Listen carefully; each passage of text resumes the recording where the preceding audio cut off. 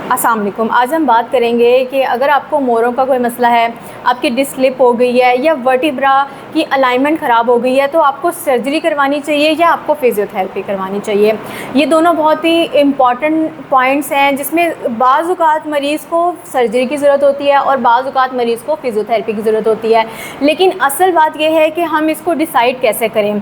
मरीज़ की अलामात और एमआरआई और उसकी रोज़मर्रा के कामकाज, इन तीनों चीज़ों को मिलाकर देखा जाता है और उसके बाद डिसीजन लिया जाता है कि आया कि ये मरीज़ सर्जरी से ठीक होगा या इसको कन्वेंशनल और फिज़िकल थेरेपी के ज़रिए ठीक किया जा सकता है। मोरों के,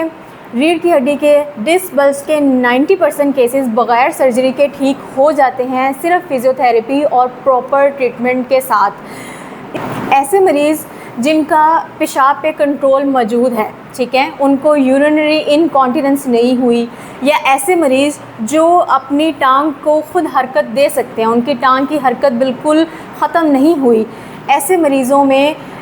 सर्जरी की ज़रूरत नहीं होती। ठीक है, सर्जरी उन मरीज़ों में की जाती है जो कि बिल्कुल बेड पे जा चुके हों, ठीक है, जिनके अंदर टांग की हरकत बिल्कुल ख़त्म हो चुकी हो, जिनको अपनी जो सेंसेशंस हैं, टांग में कोई फीलिंग नहीं आ रही, उनका पेशाब पे और पखाने पे कंट्रोल ख़त्म हो चुका है, तब सर्जरी रिकमेंड की जाती है। इसके अलावा एक और चीज़ जो बहुत देखी जाती है वो एज होती है। पेशेंट की एज के मुताबिक उसकी सर्जरी डिसाइड की जाती है। अगर ओल्ड एज है और उसने ज़्यादा काम काज नहीं करना, वो अपनी डेली की थोड़ी बहुत एक्टिविटीज़ परफॉर्म कर रहे हैं, तो सर्जरी करवाने की हरगिज़ ज़रूरत नहीं है। लेकिन अगर आपकी एज यंग है और आपने अपनी कैरियर पे भी फोकस करना है, आपने काम भी करना है और आपको ये तमाम अलामात एक अर्ली एज में आ गई हैं, जिसमें मैंने आपको बताया कि पेशाब और पखाने पे कंट्रोल नहीं रहा, अपनी टांग की हरकत नहीं कर सकते, तो फिर ऐसे कंडीशन में, ऐसे मरीज़ों में यंग एज में सर्जरी की तरफ जाया जा सकता है, क्योंकि उनकी हीलिंग कैपेसिटी भी अच्छी होती है और उनकी डेली की रिक्वायरमेंट भी ज़्यादा होती है कि उन्होंने ज़्यादा वर्किंग करनी होती है,